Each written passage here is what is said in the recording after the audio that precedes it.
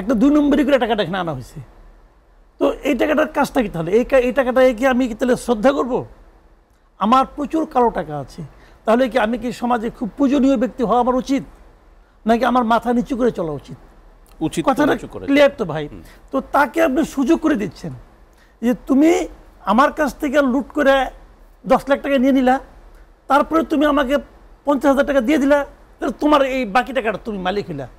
তাহলে আলটিমেটলি আপনি কাকে উৎসাহিত করলেন? তাকে লুটপাটটাকে উৎসাহিত করলেন। হিসেবটা তো সিম্পল রে ভাই। তারপরে এইটা নিয়ে আপনি কিভাবে, আপনি 10 লাখ টাকা উপার্জন করছো, আপনি বললেন তুমি এখন এক কাজ করো, এই টাকা নিয়ে হজে যাও, তাহলে তোমার আমি কিছু আর বলবো না। এটা আপনি বলতে পারেন, আল্লাহ মানবো? আল্লাহ তো মানবো না। তো আপনি এটা করতে পারেন, জনগণ কি মানবে? জনগণ মানবে না। সমস্যা হয়েছে কি, জনগণের ভয়েসটা নাই, যে কারণে এই আওয়াজটা পর্যন্ত যায় না। আমরা মাঝে মাঝে খুব বিশ্বাসের সঙ্গে খেয়াল করি, যেটা ওনারা দুইজনই খুব অপ্রাজ্ঞ মানুষ, ওনারা দুজনেই একটা কথা কিন্তু আকার ইঙ্গিতে বললেন যে জিনিসটা, সেটা হলো যে আপনি তো আলটিমেটলি আপনি ইনকামটা কি, আপনি তো রাজস্ব আয় বাড়াবেন, তাই না? এটা তো আপনার টাকা ইনকাম তো এটা গভর্নমেন্টের। এখন এটা কি আমরা প্রতিবারই শুনি, কিন্তু যে কোন এক জর্দা ব্যবসায়ী সে নাকি সর্বোচ্চ করদাতা হয়, আর আনফরচুনেটলি ওই লোক তো এবার মরে গেছে। এখন কি হবো? এখন কি হবে? উনি কি দেশের সবচেয়ে ধনী ব্যক্তি? উনি যখন ব্যক্তি পর্যায়ে সর্বোচ্চ করদাতা হন, তো অন্যান্য যারা ধনী ব্যক্তি, যাদেরকে আমরা ধনী হিসেবে চিনি, এদের লজ্জা করে না? এদের লজ্জা আসলে করে না, করে না। এই কারণে এরা তো লজ্জাটাকে বন্ধক দিয়ে রাখছে, সিন্ধুকের মধ্যে ঢুকে বন্ধক করে রাখছে, যে আমি কোনো লজ্জা পাবো না। যদি কোনো ব্যক্তি সিদ্ধান্ত নেয় যে আমি লজ্জা পাবো না, তাহলে তার জন্য কিন্তু দুনিয়াটা খুব ইজি হয়ে গেল, কিন্তু লজ্জাই পাবে না। এখন কোন ব্যবসায়ী কতটুকু ব্যবসা করতেছে, কত বড় ব্যবসায়িক প্রতিষ্ঠান, বছর ঘুরলেই খেয়ে আরো নতুন নতুন ব্রাঞ্চ করে, নতুন নতুন ব্যবসা সম্প্রসারণ করে, এটা তো আমি আপনি না হয় জানি না, গভর্নমেন্ট তো জানে। তো গভর্নমেন্টকে তাদের কাছ থেকে সর্বোচ্চ কর পায়, ব্যক্তি পর্যায়ে হোক আর প্রাতিষ্ঠানিক পর্যায়ে হোক, পায় কি?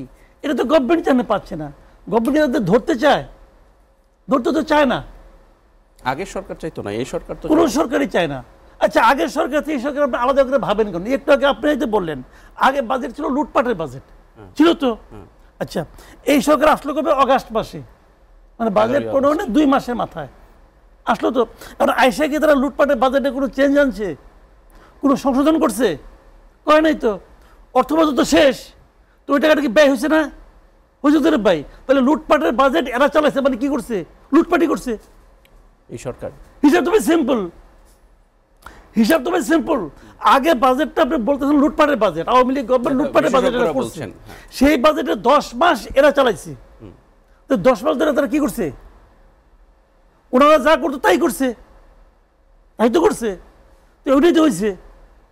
তো এটা নিয়ে এত গবেষণা করার কিছু নাই। আপনি বলতে পারেন যে আমরা বৈষম্য বিরোধী আন্দোলন করতেছি, এই বাজেটে কি বৈষম্য নাই? বৈষম্য নাই এই বাজেটে। বৈষম্যের বিরুদ্ধে আন্দোলন করছে, কি বৈষম্য ছিল আপনাদের? মুক্তিযোদ্ধা কোটা, তারা মুক্তিযুদ্ধ করছে, তাদেরকে বিশেষ কোনো কোটা দেওয়া যাবে না, এই তো। এখন জুলাই আন্দোলনের কোটা এলো কোথেকে? আসে নাই। এমনকি ওইটা বাদ দেন, আপনি কি বরাদ্দ, তাদের কি চিকিৎসা করবেন করেন, অসুবিধা নাই, ওরা চিকিৎসা তো এমনি করবেন আপনি। বাট আপনি আমার যে ব্যক্তি পর্যায়ে যে আপনার মানে আপনার কর অব্যাহত যেটা আছে, মানে যেটাকে মিনিমাম যে টাকাটা করযোগ্য টাকা, ওই ইনকাম যেটা, হ্যাঁ, ওইটা এবার 3,75,000 করছেন। কিন্তু জুলাইয়ের যোদ্ধা হলে 5 লাখ। আপনার আছে জুলাই যোদ্ধার কোনো তালিকা আছে ভাই? বলেন তো, জুলাই যোদ্ধার কোনো তালিকা আপনার কাছে আছে? এ পর্যন্ত কতজন মরছে এই তালিকাই তো নাই। মরার হিসাব তো খুব সহজ, এই লোকটা মারা গেছে, লোকটা নাই। আর আমিও যুদ্ধে গেছি কি গেছি না, এটা তো প্রমাণ করা বিরাট কঠিন। তো মরার তালিকাটাই যে গভর্নমেন্ট এত সক্ষম গভর্নমেন্ট, তারা করতে পারছে? পারে নাই তো। যার কাছে মৃতের তালিকাই নাই, সে জুলাই যোদ্ধাদের জন্য একটা সুবিধা করে রাখছে। 1 নম্বর হলো এই সুবিধা করাটাই হলো সংবিধান বিরোধী কাজ।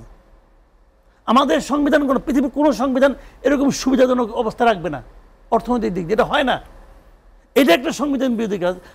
আরেকটাই হলো নৈতিক একটা অবস্থান, যে আন্দোলনটাই হচ্ছে বৈষম্যের বিরুদ্ধে আন্দোলন, সেই আন্দোলনের রেজাল্ট আপনি আবার বৈষম্য করতেছেন। তাদের জন্য বিশেষ একটা সুবিধা কি কারণে?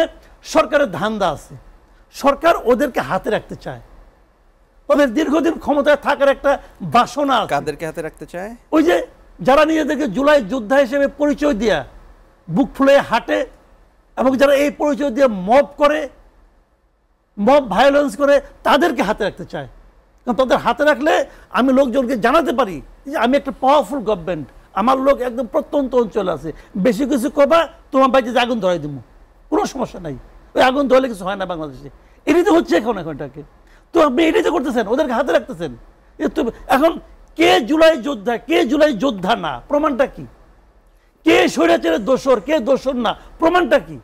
প্রমাণটা হলো ওই উনারা যাদেরকে বলবেন তুমি জুলাই যোদ্ধা আর তুমি স্বৈরাচারের দোষর, হয়ে গেল প্রমাণ। সার্জিস আলম যে বঙ্গবন্ধু নিয়ে ভাষণ দিয়ে গলার স্বর ফুলাই ফেলাইলো, এই সার্জিস আলম সে হলো এখন ডিসাইডিং ফ্যাক্টর। সে সিদ্ধান্ত দিবে যে তুমি জুলাই যোদ্ধা আর তুমি স্বৈরাচারের দোষর। তো তুমি যখন ওই ভাষণ দিয়ে পুরস্কার পাইলা তখন তুমি স্বৈরাচারের দোষর ছিলে না? তুমি করলে পরে ওই যে বলেন না একটা কথা যে কৃষ্ণ করলে লীলা আর আমি করলে লুচ্চামি নাকি? ভাই এইগুলো মানে জাস্ট কি বলবো, মানুষকে বোকা বানানোর একটা প্রচেষ্টা। যে অজনপ্রিয় সরকার যারা হয় তারাই কিন্তু তাদের এই সমস্ত খাতে ব্যয় বৃদ্ধি করে। কারণ তারা যখন দেখে যে জনগণের সমর্থন নিয়ে আমি টিকে থাকতে পারবো না, তখন তারা এই সমস্ত পদ্ধতিতে টিকে থাকার চেষ্টা করে।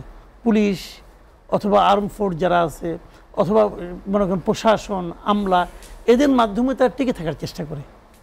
এটা হলো একটা খুব কমন একটা ব্যাপার, এটা সারা দুনিয়াতে এটা দেখা গেছে। কিন্তু এই সরকারও কি ওদের মাধ্যমে টিকে থাকবে? চেষ্টা তো করতেই পারে।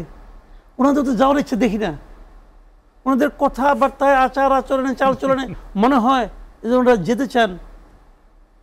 শুনেন ভাই, আমি বলি একটা কথা, মানুষ না আপনি আপনার জীবনে না কখনো কখনো একটা সুযোগ পাবেন, এই সুযোগটাকে আপনি কীভাবে গ্রহণ করবেন এটা হলো ইম্পর্টেন্ট। আপনি দেখবেন অনেক ধনী লোক শেষ বয়সে এসে না নানা রকম চ্যারিটি কাজ করে, একটা সমাজসেবামূলক কাজ করে, একটা মাদ্রাসা বানায়, কেউ মসজিদ বানায়, কেউ না কিছু বানায়, এতিমখানা বানায়, অনেক কিছু বানায়। আচ্ছা এই কাজটা সে ইয়াং বয়সে কিন্তু করে না, বুড়া বয়সে করে। কি কারণে করে বলেন তো? সিম্পল, সে চিন্তা করে যে পৃথিবী থেকে আমার যাওয়ার সময় হয়ে গেছে, আমি এমন কিছু করে যাই যাতে নাকি মানুষ আমার কথাটা ভাবে। তখন কিন্তু তার মধ্যে কোনো পার্থিব চিন্তা কাজ করে না। দুই একজন ব্যতিক্রমী লোক যারা নাকি আমাদের সাধারণ পর্যায়ে পড়ে না, সাধারণ পর্যায়ে না পড়লে অসাধারণ ভাবতে পারেন, এই অসাধারণ ব্যক্তিরা মৃত্যুর আগের দিন পর্যন্ত কিছু একটা করার, নিজের জন্য কিছু করতে চায়। তা আমাদের প্রধান উপদেষ্টা যিনি আছেন উনি সেই কাজটা করতেছেন। উনি এখানে একটা দায়িত্ব পেয়ে, উনি পুরো জাতির জন্য দায়িত্ব পেয়েছেন। উনি করতেছেন কার জন্য? ওনার গ্রামীণের জন্য। প্রত্যেকটা আইসা নিয়ে গ্রামীণ ইউনিভার্সিটি, আইসা নিয়ে গ্রামীণের আপনার কি বলে ম্যান পাওয়ার, সব গেলি গ্রামীণের শেয়ার কমানো গভর্নমেন্টের কাছ থেকে। মানে ভাবখানা এরকম যে উনি গ্রামীণের সুবিধা করার জন্য সর্বশেষ দেখলাম এবার গ্রামীণ ফোনের ডিভিডেন্ড দিয়েছে আপনার 321%। কেন রে ভাই? টাকাটা মানে সরানোর জন্যই তো। এগুলো তুমি বুঝিবি ভাই, অর্থনীতি বুঝি না, কিন্তু এটুকু তো বুঝি। তো এগুলি কেন? কাজে এটা যদি হয় ওনার টাইট, এইগুলো তো অসাধারণ মানুষ। এই অসাধারণ মানুষ আমি কি হিসাবটা আপনি করেন যে এখানে তাহলে টাকাটা তো থাকতে হবে, এই ধরনের ইজারা নিতে হলে তো আপনার টাকা দিতে হবে। যখন আপনার যে যারা ওখানে যেমন গাবতলি মাঠ, এইটা হাটটা, ওটা নিতে হলে 7.5 কোটি টাকার আপনার ব্যাংক ড্রাফট জমা দিতে হবে। এনসিবির কেউ 7.5 কোটি টাকা ব্যাংক ড্রাফট কোথেকে জমা দিবে? এনসিবি সব স্টুডেন্ট থেকে মাত্র আসছে। কাজে এখানে কিন্তু এটা ওইভাবে কম্পেয়ার করে চলবে না। বিএনপিতে এরকম সিনিয়র লোকজন আছে, ব্যবসায়ী লোকরা বিএনপি করে, তারা এটা জমা দিতে পারে। কিন্তু কোশ্চেনটা হলো অন্য জায়গায়। কিন্তু কোশ্চেনটা হলো কি যে এনসিপি যারাই আছে তারা সরকারের সমর্থনটা পাচ্ছে, যে জিনিসটা বিএনপি ওভাবে পাচ্ছে না। দেখেন ভাগ হয়ে গেছে 3টা। আমি বলি আপনাকে, এই আন্দোলনের কারা কারা ছিল না ছিল এটা বিশাল আলোচনা, কিন্তু আন্দোলনের সামনের সাইডে চলে আসছে 3টা। একটা হলো এনসিপি, আরেকটা হলো জামাত, আরেকটা হলো বিএনপি। এই 3টা মোটামুটি কে কি করছে দেখেন। এনসিপির লোকবল কম, তারা তো সারা দেশে যে মাস্তানি চাঁদাবাজি করতে পারবে না রে ভাই, অত সে লোকবলই নাই। তখন তারা করতেছে কি, তারা যে কম লোক আছে এরা হলো বিভিন্ন প্রশাসনিক সুযোগ সুবিধা, প্রশাসনিক সাপোর্ট দিয়ে, লোকই তো কম, এরা যে এখানে বিভিন্নভাবে নানা রকম প্রতিষ্ঠানের মাথায় যায় বসতেছে অথবা সেখান থেকে টাকা নিচ্ছে, এরা এরকম কাজ করতেছে। জামাত তাদের লোক সংখ্যা এদের চেয়ে একটু বেশি। জামাতে আবার কিছু কিছু মানে আপনার পেশাজীবী লোক আছেন, তারা কিন্তু যার যার পেশায় যায় কিন্তু ওনাদের গুরুত্বপূর্ণ জায়গায় কিন্তু বসাই দেওয়া হয়েছে। অনেকগুলি ইউনিভার্সিটির ভিসি, অথবা এরকম জায়গায় কিন্তু ওনাদের লোকগুলি যে বসে পড়ছে এবং ওনারা এটা কিন্তু মোটামুটি হ্যান্ডেল করতেছেন এবং আপনার বিচার বিভাগেও তাদের অনেক লোকজন কিন্তু বিভিন্ন গুরুত্বপূর্ণ জায়গায় বসে পড়ছে। তারা খুব বুদ্ধিমত্তার সঙ্গে খেলতেছে। আর বিএনপি বড় দল, তো তারা তাদের কন্ট্রোল করতে পারে না। আপনি 2000 লোককে বিএনপি নিজেরা বহিষ্কার করছে। বাংলাদেশের ইতিহাসে এরকম ঘটনা নাই, নিজের দলের 2000 লোককে বহিষ্কার করে বাংলাদেশের ইতিহাসে নাই। এবং কারাগারের বিরুদ্ধে বিএনপি নিজে যে মামলা করছে। আচ্ছা, এটা কেন হচ্ছে? আমি আপনাকে দুইটা ঘটনা বলি। ধরেন আপনার বাড়িতে একজন লোক যে চাঁদাবাজি করলো, আপনি জানেন সে বিএনপির লোক, আপনি জানেন, তো তাহলে আপনি কার কাছে যাবেন? আপনি যাবেন তো পুলিশের কাছে, যে আমার বাসায় চাঁদাবাজি করছে, আমার বাসায় দখল করছে, পুলিশের কাছে যাবেন না? তো দায়িত্বটা তো বেসিক্যালি পুলিশের, কারণ চাঁদাবাজি বলেন, দখলদারি বলেন, এটা তো একটা অন্যায় কাজ। এই কাজটা নিয়ন্ত্রণ করার দায়িত্ব কার? পুলিশের। কিন্তু পুলিশ যদি এটা ধরার পরে, পুলিশ তাকে ধরে নিয়ে গেল, তারপরে যদি বিএনপি তাকে ছাড়ানোর জন্য আন্দোলন করতো, তখন আপনি দোষ দিতে পারতেন বিএনপির। এখন তাই মানে বিএনপি কোনো দায় নাই, দায় আছে।